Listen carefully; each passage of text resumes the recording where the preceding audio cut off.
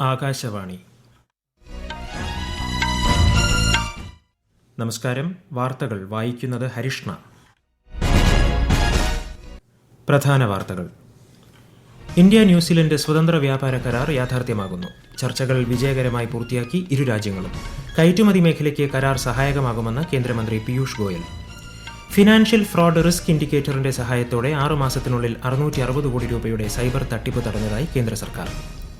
കേരളത്തിൽ തീവ്ര വോട്ടർ പട്ടിക പരിഷ്കരണത്തിന്റെ ഭാഗമായുള്ള കരട് വോട്ടർ പട്ടിക ഇന്ന് പ്രസിദ്ധീകരിക്കും. US ഉപഗ്രഹം വിക്ഷേപിക്കാനൊരുങ്ങി ISRO. ബ്ലൂ ബേർഡ് ബ്ലോക്ക് 2 ആശയവിനിമയ ഉപഗ്രഹം നാളെ രാവിലെ വിക്ഷേപിക്കും. ബംഗ്ലാദേശിൽ വർദ്ധിച്ചുവരുന്ന അക്രമങ്ങളിൽ ആശങ്ക പ്രകടിപ്പിച്ച് UN. ഇന്ത്യ ശ്രീലങ്ക വനിതാ 2020 ക്രിക്കറ്റ് പരമ്പരയിലെ 2ാം മത്സരം ഇന്ന് വിശാഖപട്ടണത്ത്. വാർത്തകൾ വിശദമായി. സ്വതന്ത്ര വ്യാപാര കരാറുമായി ബന്ധപ്പെട്ട ചർച്ചകൾ ഇന്ത്യയും ന്യൂസിലൻഡും വിജയകരമായി പൂർത്തിയാക്കി. പ്രധാനമന്ത്രി നരേന്ദ്രമോദിയും ന്യൂസിലൻഡ് പ്രധാനമന്ത്രി ക്രിസ്റ്റഫർ ലക്സണും നടത്തിയ ടെലിഫോൺ സംഭാഷണത്തിന് ശേഷമായിരുന്നു പ്രഖ്യാപനം. കരാർ പ്രാബല്യത്തിൽ വരുന്നത് വ്യാപാരം, ടൂറിസം, ഗവേഷണം, വികസനം, വിദ്യാഭ്യാസം, കാർഷിക സേവന മേഖലകൾ എന്നിവയ്ക്ക് ഗുണകരമാകുമെന്ന് കേന്ദ്രമന്ത്രി പീയൂഷ് ഗോയൽ ന്യൂഡൽഹിയിൽ മാധ്യമങ്ങളോട് പറഞ്ഞു.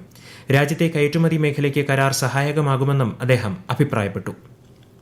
ഇന്ത്യ ന്യൂസിലൻഡ് സ്വതന്ത്ര വ്യാപാര കരാർ ഇരു രാജ്യങ്ങളും തമ്മിലുള്ള ഉഭയകക്ഷി വ്യാപാരം അടുത്ത 5 വർഷം ഇരട്ടിയാക്കുന്നതിന് സഹായകമാകുമെന്ന് പ്രധാനമന്ത്രി Narendra Modi.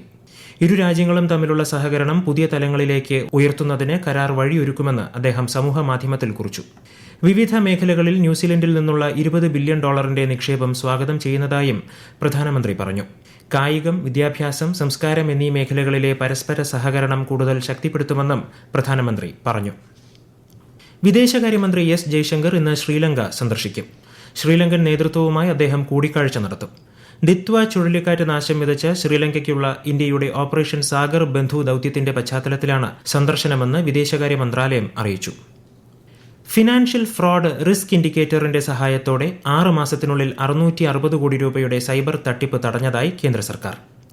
RBIയുടെയും national payments corporation of ഇന്ത്യയുടെയും സജീവ പിന്തുണയോടെയാണ് FRI പ്രവർത്തിക്കുന്നത്. രാജ്യമെമ്പാടുമുള്ള ആയിരക്കണക്കിന് ബാങ്കുകളും പണമിടപാട് സ്ഥാപനങ്ങളും സംവിധാനങ്ങളും ധനകാര്യ സ്ഥാപനങ്ങളും ഡിജിറ്റൽ ഇന്റലിജൻസ് പ്ലാറ്റ്ഫോമിൽ ചേർന്നുകൊണ്ട് FRI സജീവമായി ഉപയോഗിക്കുന്നതായി കേന്ദ്ര സർക്കാർ അറിയിച്ചു.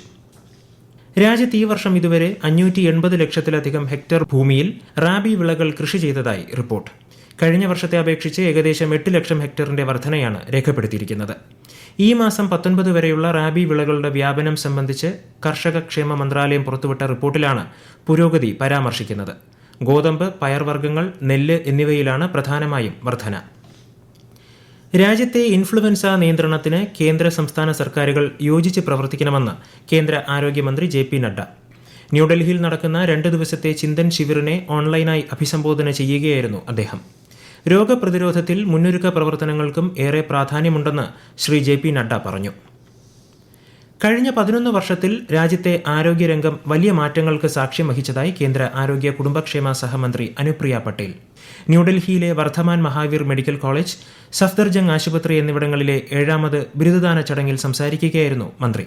സമ്പൂർണ്ണ ആരോഗ്യ സംവിധാനത്തെ ശക്തിപ്പെടുത്താൻ കേന്ദ്ര സർക്കാർ പരമാവധി ശ്രമിച്ചിട്ടുണ്ടെന്നും ശ്രീമതി അനുപ്രിയ പട്ടേൽ പറഞ്ഞു.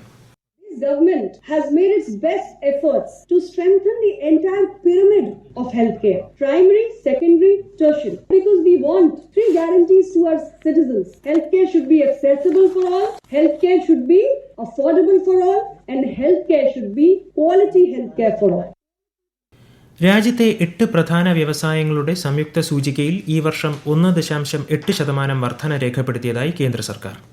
സിമന്റ്, സ്റ്റീൽ, വളം, കൽക്കരി എന്നീ മേഖലകൾ മികച്ച വളർച്ച കൈവരിച്ചതായി വാണിജ്യ വ്യവസായ മന്ത്രാലയം അറിയിച്ചു.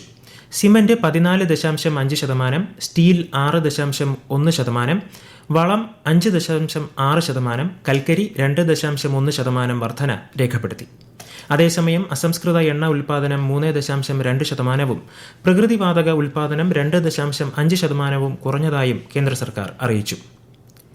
US ഉപഗ്രഹം വിക്ഷേപിക്കാനൊരുങ്ങി ISRO.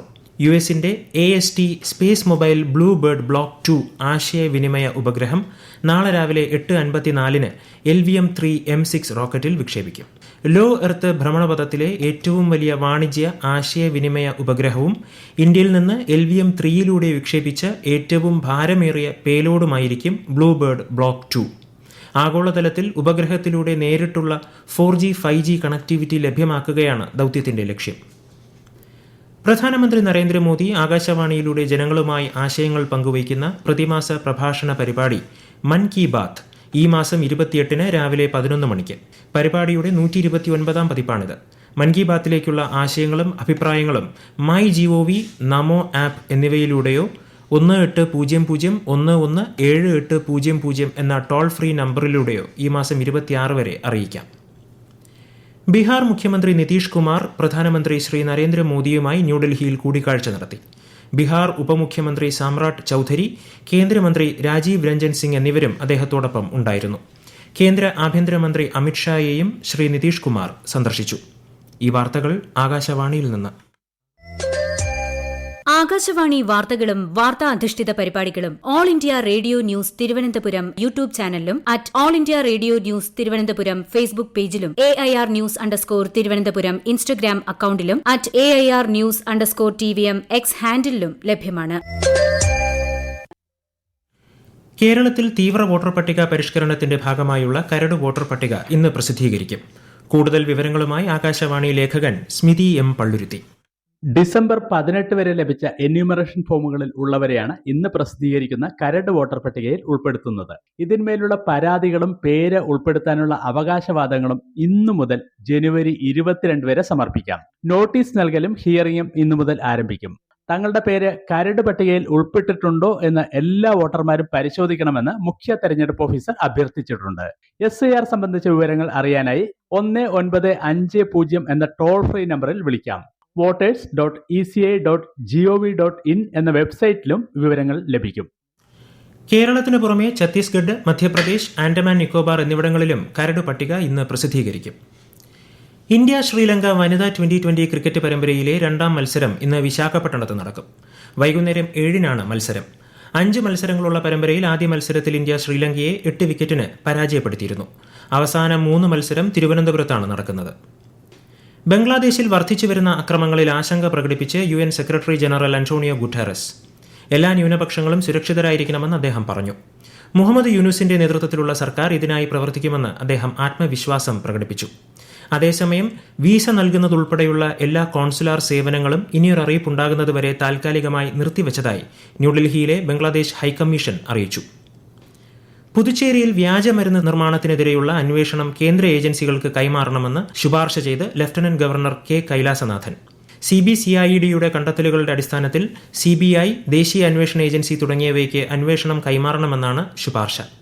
വിവിധ സംസ്ഥാനങ്ങളിൽ നിന്നുള്ളവർ ഉൾപ്പെട്ട കുറ്റകൃത്യമായതിനാൽ ദേശീയ തലത്തിലുള്ള അന്വേഷണമാണ് ആവശ്യമെന്ന് ലഫ്റ്റനന്റ് ഗവർണർ പറഞ്ഞു. മണ്ഡലപൂജയ്ക്ക് സമാപനം കുറിച്ച് ശബരിമല അയ്യപ്പ വിഗ്രഹത്തിൽ ചാർത്താനുള്ള തങ്ക അങ്കിയും വഹിച്ചുകൊണ്ടുള്ള ഘോഷയാത്ര ആറന്മുള പാർത്ഥസാരഥി ക്ഷേത്രത്തിൽ നിന്ന് പുറപ്പെട്ടു. ഇന്ന് രാവിലെ 5 മുതൽ 7 വരെ തങ്ക അങ്കി ദർശിക്കുവാൻ ഭക്തർക്ക് സൗകര്യമൊരുക്കിയിരുന്നു. ഈ മാസം 26-ന് വൈകിട്ട് തങ്കയങ്കി ചാർത്തി ദീപാരാധന നടക്കും. 27-നാണ് മണ്ഡലപൂജ. കേരള ലോക് ഭവനിൽ ഗവർണർ രാജേന്ദ്ര വിശ്വനാഥ് അർലേക്കർ ക്രിസ്മസ് വിരുന്നൊരുക്കി. മതമേലധ്യക്ഷന്മാർ Antony Raju MLA, chief secretary A. Jayathilak, DGP Ravada Chandrasekhar ഉൾപ്പെടെയുള്ള പ്രമുഖർ വിരുന്നിൽ പങ്കെടുത്തു.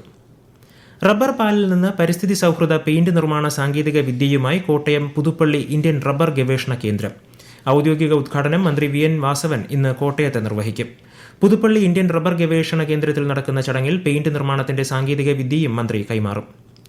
സംസ്ഥാന സർക്കാർ ജീവനക്കാരുടെയും പെൻഷൻകാരുടെയും മെഡിക്കൽ ഇൻഷുറൻസ് പദ്ധതി മെഡിസെപ്പിന്റെ പ്രീമിയം തുക വർദ്ധിപ്പിച്ചു. പ്രതിമാസം 500 രൂപയായിരുന്ന പ്രീമിയം 810 ആക്കി. വിരമിച്ചവരുടെ പ്രീമിയം പെൻഷൻ തുകയിൽ നിന്ന് ഈടാക്കും. പ്രധാന വാർത്തകൾ വീണ്ടും. ഇന്ത്യ ന്യൂസിലൻഡ് സ്വതന്ത്ര വ്യാപാര കരാർ യാഥാർത്ഥ്യമാകുന്നു. ചർച്ചകൾ വിജയകരമായി പൂർത്തിയാക്കി ഇരു രാജ്യങ്ങളും.